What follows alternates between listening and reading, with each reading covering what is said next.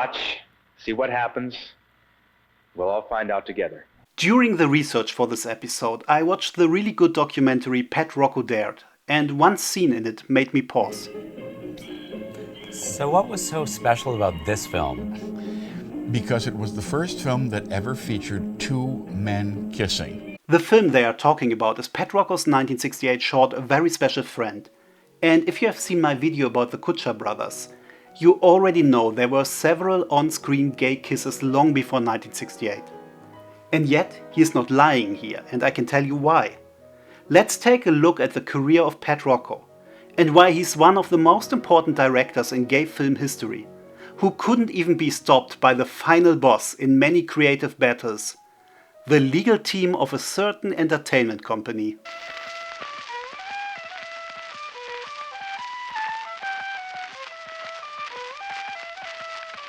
Over the course of this series, I've talked about more than a dozen gay short films made between 1946 and 1968.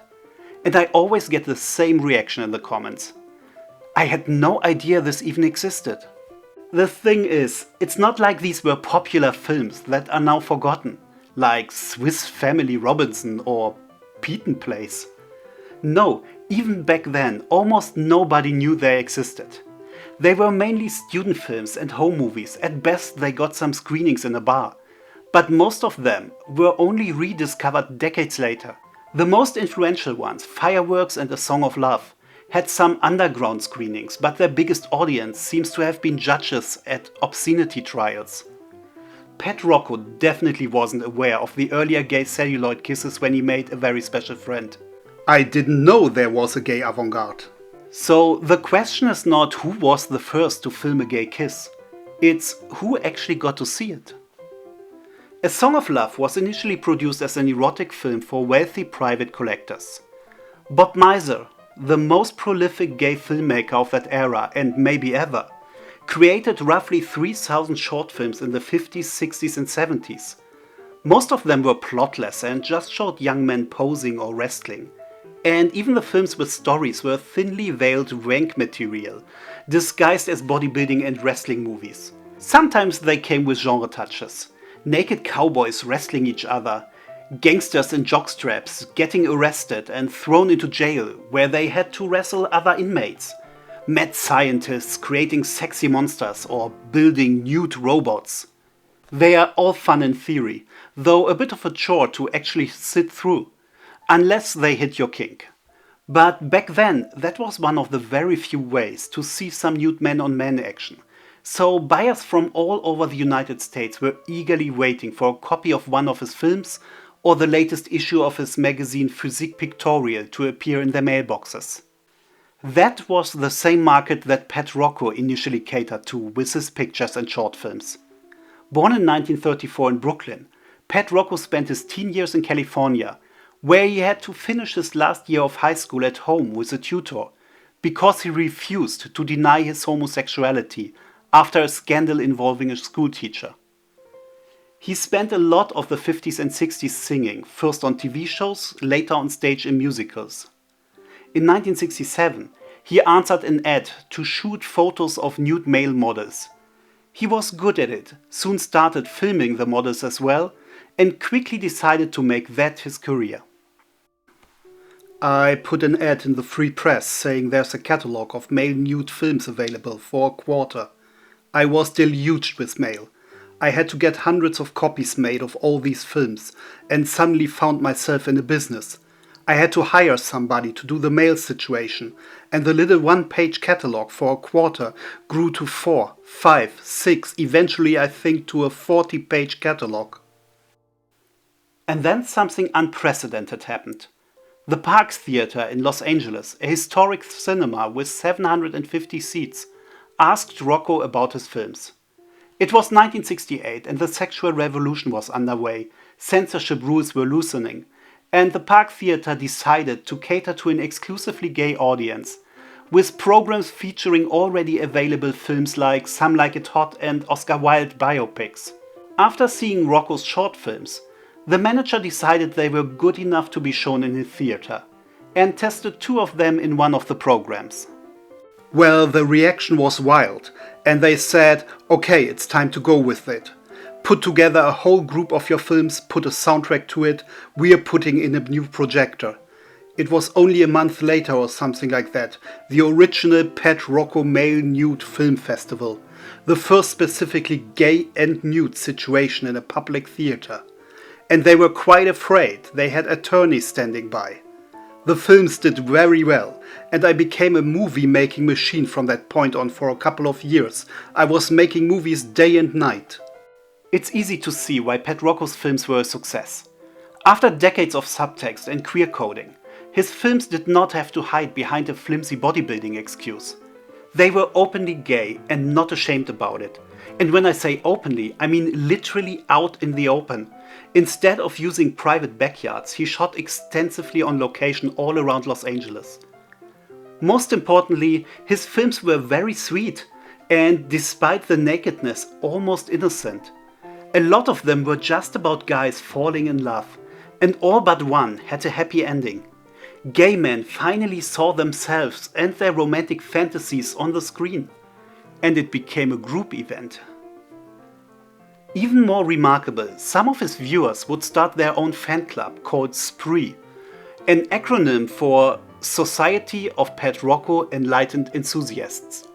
For the next decade, its members would stage shows, organize social events, and make their own films, becoming a visible and vital part of the gay community in the Los Angeles area. As soon as he started making shorts for a whole room full of people, not just one guy sitting alone at home, Rocco tried to deliver the best entertainment possible and constantly evolved as a filmmaker. He knew that he was the first to make gay short films for a paying public audience on a regular basis. So his work was not just softcore erotica, it actually became important.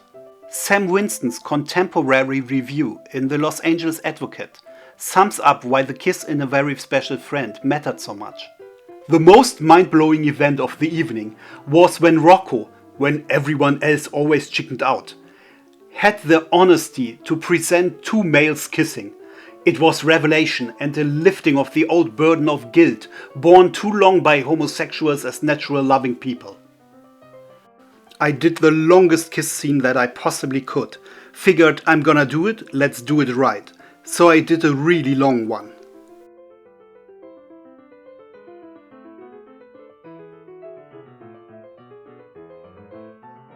Pat Rocco would go on to film even longer ones, like in the aptly titled Kiss, which has two naked men in the wild circling each other like beasts of prey.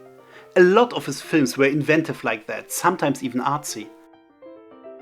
1969's A Breath of Love is a nude ballet in the Hollywood Hills with dancer Brian Reynolds, who was one of Rocco's frequent collaborators and helped run his production company. In a very daring piece of guerrilla filmmaking, the dance ended on the LA freeway. Rocco even returned a few days later for a second take and publicity photos, bringing an entire NBC News crew along. If you are wondering if that stunt can be topped, let me tell you that another 1969 short, Discovery, was initially titled A Disneyland Discovery. Its plot is simple as usual. Two guys named Ron and Chuck have a meet cute sharing popcorn on Main Street in Disneyland, go on rides and the Mark Twain riverboat together, and end up on Tom Sawyer Island, where they frolic around naked and make out in an artful double exposure scene while When You Wish Upon a Star is playing in the background. Then they leave the park together. Just to be clear up front, none of the erotic nude scenes were filmed on Tom Sawyer Island.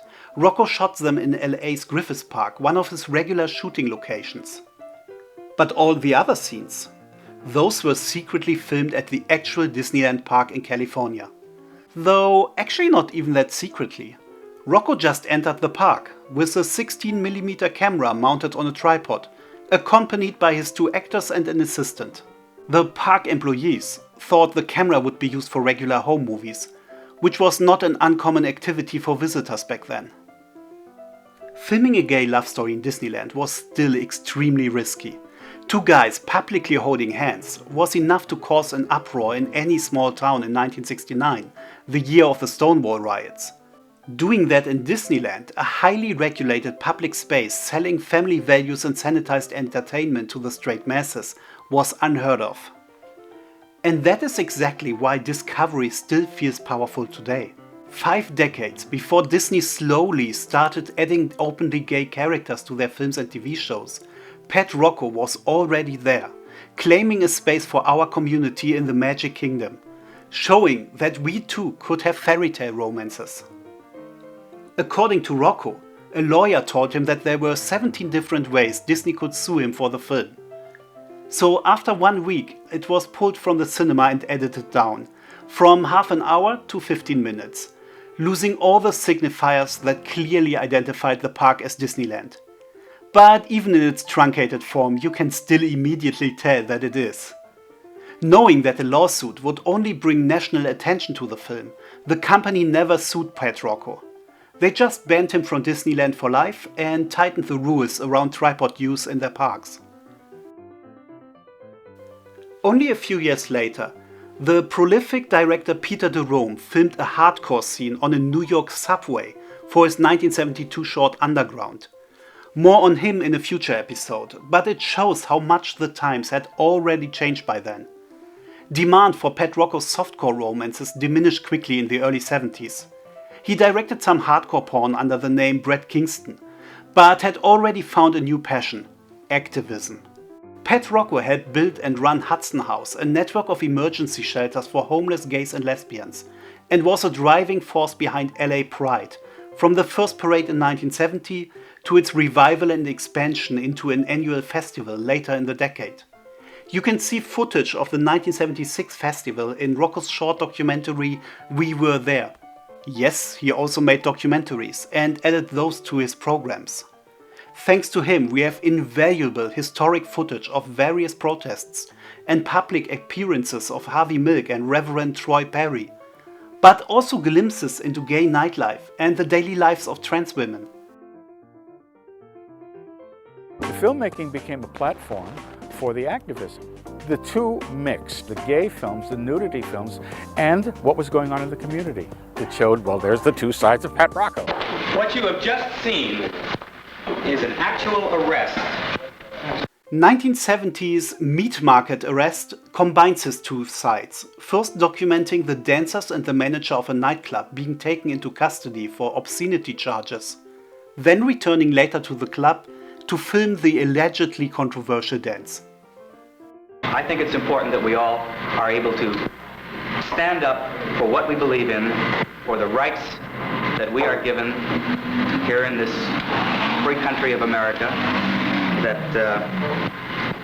that if those of us feel those rights are being taken away from us, we have to, in our own way, do what we can to preserve them for ourselves. People who went to watch the compilations of his nude films also got to see these gay protests and acts of resistance to police harassment, which didn't appear on the regular evening news. A group of people have gathered together and we're going to have a march right down Hollywood Boulevard. The first of its kind, the first one in Hollywood. The homosexuals of the Hollywood and Los Angeles area are getting together to protest the laws that have to do about consenting adults doing what they want to in private. It doesn't matter that A Very Special Friend wasn't the first film to show a gay kiss. What matters is that it showed one at all. Queer film history is not a rigid list of firsts, it's a fluid community effort. A lot of people all around the world did remarkable things independently from each other, and we are still discovering new treasures every day. We will never know who threw the first brick at Stonewall, but we owe a debt to everyone who threw one of the many bricks that night. Pat Rocco's shorts were one of those bricks as well, and so are all the other queer films of that era, one by one helping make the dream of equality come true, without having to wish upon stars. We've seen a great deal of things happening this evening, and it's been an exciting evening, and my goodness, we'll see what happens after this. I don't know what can happen, what can follow this, but I'm sure that there will be other things happening. Thank you for watching. Check out the links in the description and please like, comment and subscribe if you enjoyed this video. Remember what I said about queer film history being fluid. Next time we go back several decades to talk about a shot that I only recently became aware of, which predates almost everything else I've been talking about so far. Okay, as you can see, there's quite an excellent turnout here this evening, and I don't know if we'll be able to even reach the end of the line, but we'll try to. As we're going along. Well, that seems to be the end.